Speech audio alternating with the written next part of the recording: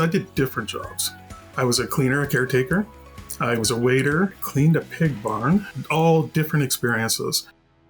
Back when I was younger, like a teenager, the schools taught us you're going to be earning money for someone else. One of the things that I wish would have been taught to me when I was going into school. Welcome to the Young Leaders Podcast. I'm your host, Malina, and I'm 15 years old. Today's guest is a retired business and technology strategist with experience in companies like Microsoft and Deloitte. He's spent decades helping companies innovate and lead with purpose. I'm super excited for my conversation with Mr. Kevin Wagner. Mr. Wagner, welcome to the Young Leaders Podcast. How are you doing today? I'm doing great. Thanks, Malina. Thanks for inviting me. For all the viewers watching, make sure to stay till the end for Mr. Wagner's mystery question and for a special Would You Rather session. We're going to start with our mystery question. Okay, I'm ready for it, I think. So, if you could uncover the truth behind one unsolved mystery, whether from history, science, or even your own life, what would it be and why? Well, this is a difficult question because there's a lot of mysteries out there. There's a lot of things that I'm interested in. But one of the things that I was most interested in, I guess you could say, is the theory or the mystery of time. And a lot of people say, well, that's kind of different. Time is static, you know that. But for me and for you, time feels different. 1 year for you is 1/13 of your life, or 1/14. For me, it's I'll go with maybe 1/50th, just to give a nice little number there, of my lifetime. So it seems a lot quicker, and that seems, but time is the same. But one of the things that I was just recently watching something. If mankind could develop a spaceship that could travel at the speed of light, we've got our nearest solar system to us is 1,000 light years away. If we set that spaceship off, it would take 1,000 light years to get there, 1,000 light years to get back. That's what we on Earth would see.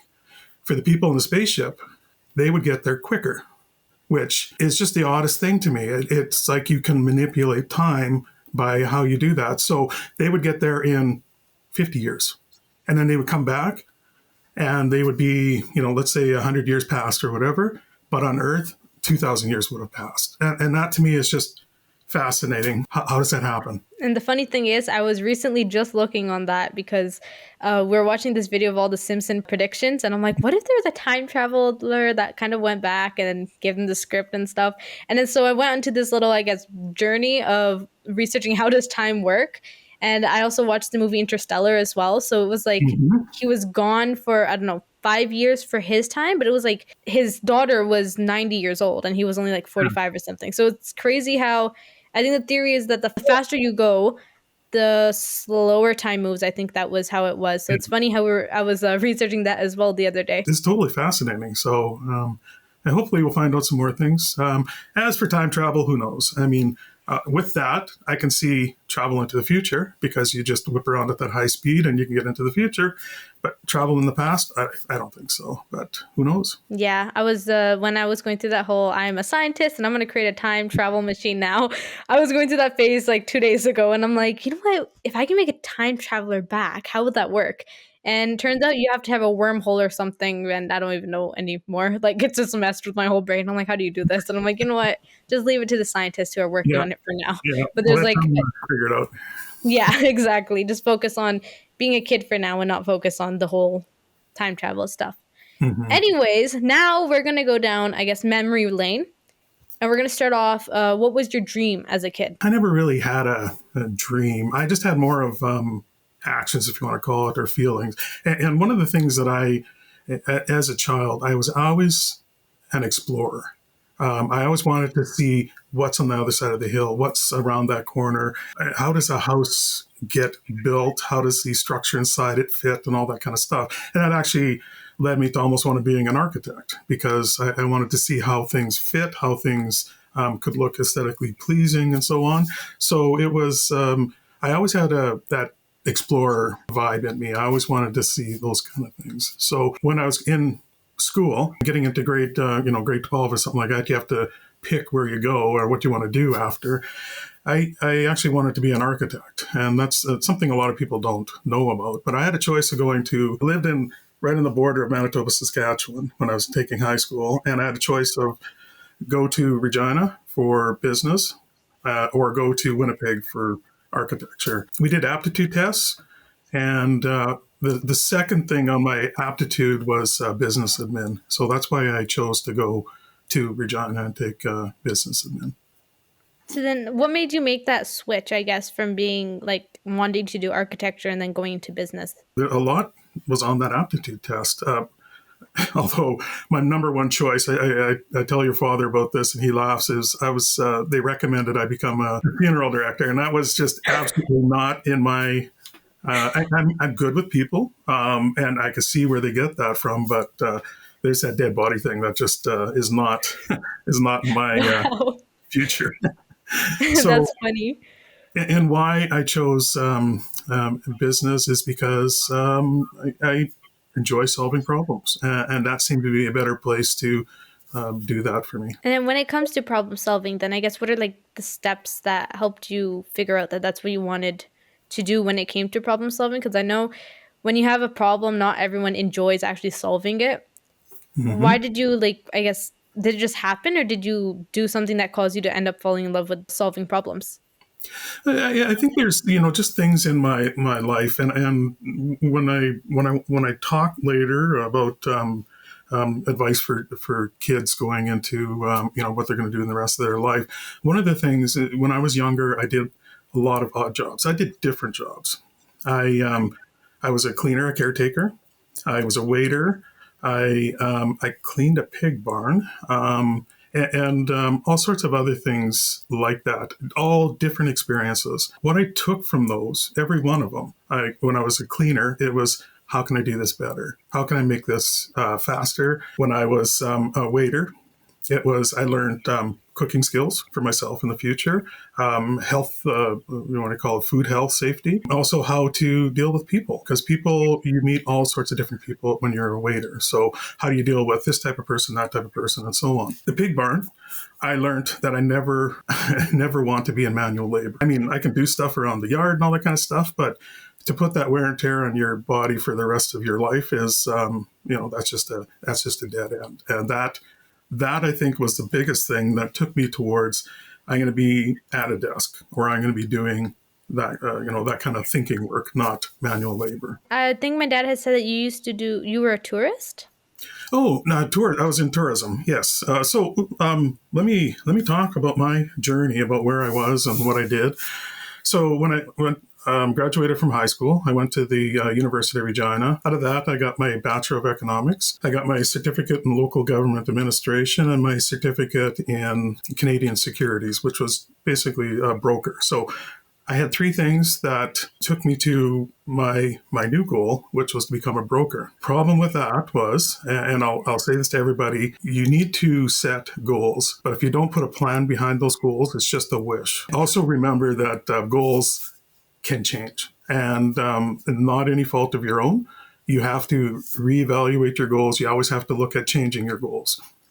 And we had the biggest market failure when I was trying to interview for a job to be a broker. So that whole side of my career was gone. They were letting people go, they weren't hiring, and it would be 2-3 years before that economy would recover. I looked for something different. And I did that evaluation. What am I good at? I'm good at dealing with people. I got into tourism and I actually went and I was a manager of Tourism Saskatchewan. So that was the print publications and the call center. Back then, it was all print stuff, no web stuff. So yes, I did that. And I did that for a number of years. And then they went private, hired a CEO, and him and I didn't see eye to eye. And when that happens, I got let go and I had to reevaluate my goals and my life after that. When I did that, I had a couple of choices. Do you want to stay in the tourism industry or do you want to do something different? I always go back to that turning point. When I was in high school in grade 12, they just introduced computers into the school system back then. I know it's hard for people your age to imagine, but before it was all like typewriters, it was, written, all that kind of stuff. But they introduced the computers, and me and my two buddies, we were in the library. That's all we did was we played with that computer. And in fact, all three of us eventually got into IT, which is kind of cool. So I took that and I said, what do I love doing? And when I was in tourism, I was, lockstep with the IT guy. So I did all that IT stuff. I helped him out, just because I loved doing it. And I found out, that's what I like doing. So I made that choice. I said, well, if I'm going here, how do I get to where I want to go? So I started making plans. I have to do some more education because I can't just go on cold. Nobody's hiring for that, if you're doing that. Where's my skill set? I'm very good at, again, with people. So I looked at not a call center, which I operated before, but more of a help desk. So I got in under the help desk. But what happened there was the deal that they had to set up a help desk fell through. So they hired me. The deal fell through. I was in an IT company with no IT skills, just IT education, you could say.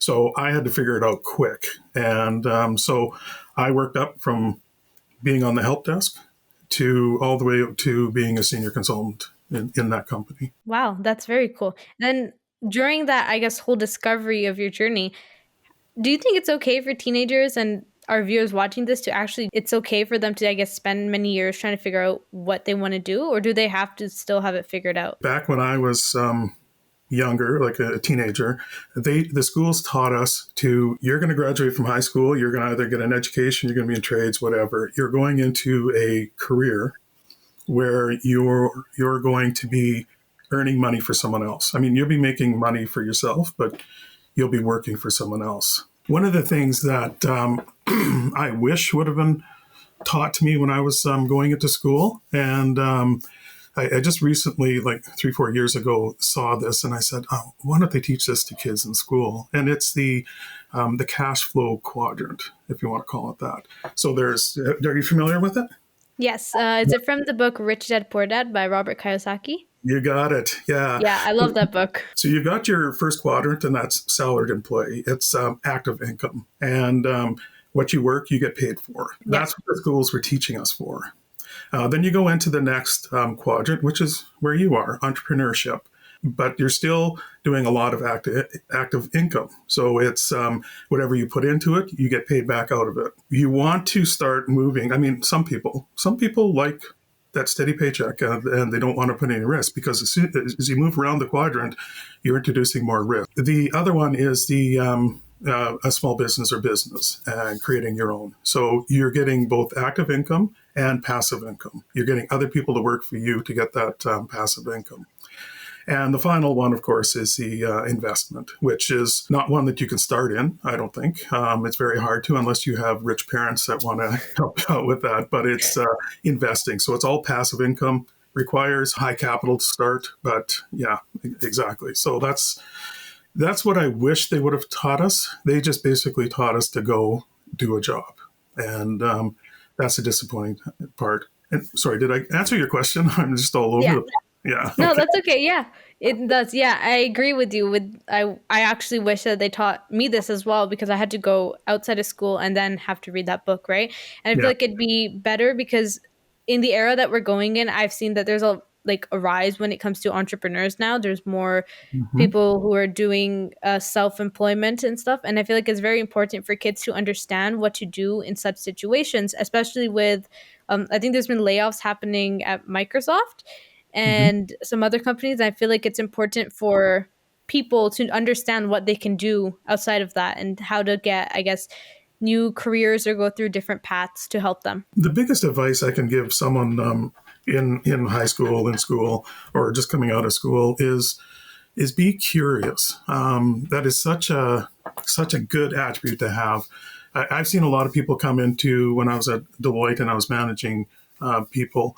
I saw a lot of people come in without that desire to be curious. You tell me what I should do, and I'll do that.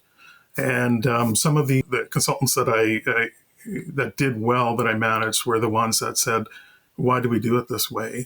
Couldn't we do it a different way?" And they wanted to talk about that, not just go and do it, because sometimes there are rules that you have to follow, but they were curious about different ways of doing things. When it came to math, obviously there's not only one way to solve an equation. There's Hmm. multiple different ways, usually depending on what the topic is. And my dad said that the way that he did it was much more different than what the way that the teachers did it.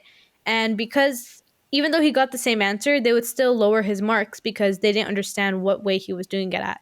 So being Right. curious and I guess thinking, keeping an open mind and knowing that there's other options is, I think, perfectly okay, and that everyone should always try to stay curious for almost anything. Yeah, yeah. And one other thing that I think is important is, and we talked a little bit about this, is problem solving. That is another key attribute that the youth this day should look at. I've had people come to me and say, this is broken. This isn't working. What do we do? The people that succeed, and this is something that I do, when I hit a problem, I don't go and tell my boss that there's a problem. I go to my boss and say, here's the problem. Here's a few ways that we can fix it. And this is the way that I recommend. What are your thoughts on that? So that kind of mindset is important. It's easy to have it as you're matured and you're more confident in your role. So that might take a while to grow within someone in their career. And what type of, I guess, things do you think that teenagers and young leaders can do to help them with that skill of problem solving? Does it just come with real world applications, or can you do stuff like puzzles or brain activities at home as well to help, I guess, build up that skill? I think most of it comes from experience, and that's why I think it's something to grow while you're young. But you're going to experience new things. Take, for example, a lot of kids don't want to work in McDonald's or something when they're young. They say, I'm just flipping burgers. But I look at that as you're learning teamwork. Teamwork is a very important skill to learn. You're learning process, efficiencies. How do you do things the best way? You're learning how good training is done because they have a superb training plan. So these are things that you pocket away in your brain. And then when you get to another job, let's say someone's going into HR and they're going into a company that has a training program, they think, well, no, actually at McDonald's, we did this. And I think that worked really well, or they did that, didn't work well, and we're doing that here. So let's change that. I think it comes with experience, but you have to not, I'm not saying 20 years of experience. I'm saying experience with jobs. So do different things. You spread yourself out, find what you like. And that's key. Schools push students out, basically saying, go to university. I kind of wish I would have been told about trades. I think I would have enjoyed doing plumbing. My wife doesn't say I'm good at plumbing, but I think that the trades are an excellent option. It doesn't have to be university, but in my time, that was what was pushed. When it comes to university, especially with how AI and all this technology is Mm-hmm. taking over, I remember speaking to one of my guests about what they think will be happening to universities in the future. Like, do they think that they're still going to be here, or if people will need them? What are your thoughts? Well, let's go down the path of if I chose to be an architect. And I went to school in Winnipeg and I graduated. I became an architect. For 20 years after I graduated, I would have been doing drawings. It would eventually worked into AutoCAD and new technologies. And you notice when I say that, bringing in new technologies, the new technologies always frighten people, but new technologies can help people. That can get your job done faster. That helps with all the legal or things that you need to consider when you're making a building, all the updated code that needs to be in there. So AutoCAD would have been a help. Now, with artificial intelligence, if I was still in the architecture field, it would be help me draw this drawing, help me understand how people flow works. It's another tool. I see it as a tool, not as a job replacer. Yeah, because the person that accepts it as a tool and uses it will excel. The people Right. that say it's going to take my job and don't use it are the people that are going to be out of jobs. I mean, I shouldn't say it as a generality, but you know what I mean. I agree. I'm gonna give like a quick example relating to school. I remember when I was in grade 8. So AI was the whole new craze, I guess. Like ChatGPT just came out, and in one of our classes, somebody had used AI, like ChatGPT, to just do all their whole assignment. Obviously, since AI wasn't able to, I guess, make it sound more human, the teacher was able to find out and slap them a zero on their Mhm. paper. Yep. And it made me wonder, I'm like, is this actually how people are using it? And I didn't know that because when ChatGPT came out, my dad had actually created tutors for us and said, you are an expert in this topic. Let's just say math. I was doing advanced math at the time. So it's like, you're an expert at this topic, and you, whatever happens, you're not going to give me the answer. You're going to keep on asking me until I figure it out myself and give me extra questions. And until I get all of them right, then we'll move on to the next topic. So it's like that, I guess, personal teacher that you have that can Yes. help you with everything. In the end, it's not going to help you because if you didn't review it, if you didn't put that critical eye to it, you're not learning anything. You're just getting someone Yeah. else to do the work for you. Mhm. Yeah. And now I guess we're going to go into a little bit more of the fun and less serious topics. When you were a teenager, what were things that you used to do outside of school? Like your hobbies or things that you used to play? I was a quiet kid. I read. I read a lot, and I was into science fiction, which obviously, back to my mystery question, all that kind of stuff interested me. So, I I was interested in that. I would rather read a book than, but I had friends I went out and played with. You do the typical play out in the neighborhood, play baseball, whatever. There's all that stuff, but that was my interest, and I think it helped me a lot just by increasing my vocabulary. I enjoyed the stories. It definitely piqued my imagination, which definitely helps. So, Do you, and do you have like a book that you would recommend teenagers or young leaders to read to help them? oh boy, that's a good question. That's a hard question. A lot of the books that it's hard for teenagers in my mind because some of the books I'll recommend are more for people later in their careers, like the Challenger Sale. I keep talking about that one. It's a really good book to help you understand people. People give you an objection. Let's say you're trying to sell them something, give you an objection. It makes you understand, helps you understand, find out why they're giving that objection. Are they really thinking about it, or are they just trying to push you off? So, boring book for teenagers. I gotta say that, but it's good for later on in their life. For teens, I mean, I always say have fun. I mean, stick to the young adult books. I always enjoy the science fiction side of young adult books. I even go back to reading them because they're so interesting and good. Okay. Well, I guess we're going to get into the, I guess, exciting part. So we're going to start off with, I guess, what's your mystery question for the next guest? And then we'll go into the would you rather session. One thing I would love to hear from other people is, I talk about where I made my shifts in my career, in my life, and so on.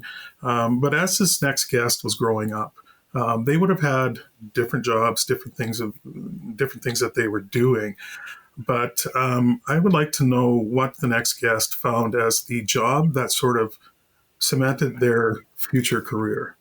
What did they do that said, hey, this is interesting. I want to pursue this more. And what kind of steps they took to get eventually where they are. Okay, that sounds like a really fun and interesting question, and I'm excited to ask our next guest on that. Now it's time for the would you rather question, and they're not just your regular would you rather questions, they're actually going to be very interesting and silly. Are you ready? There's only going to be three I hope questions, so. so you have to Okay. try to answer it, and you also have to give, like, I guess, 10 seconds, 15 seconds on why you chose that answer. Okay.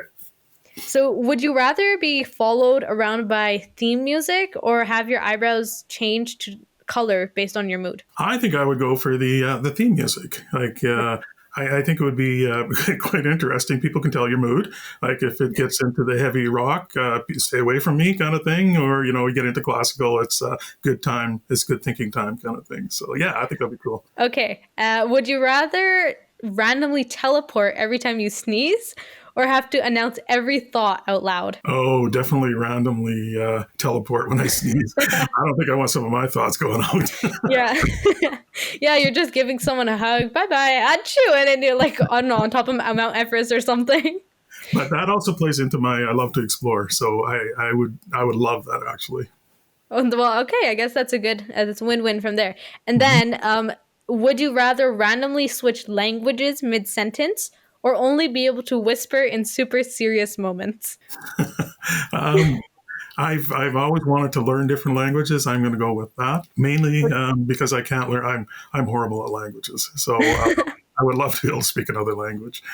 That would be interesting, I guess, just midway saying, Mom, I failed my test. And then you just switch to Spanish or something. Like, what did you say?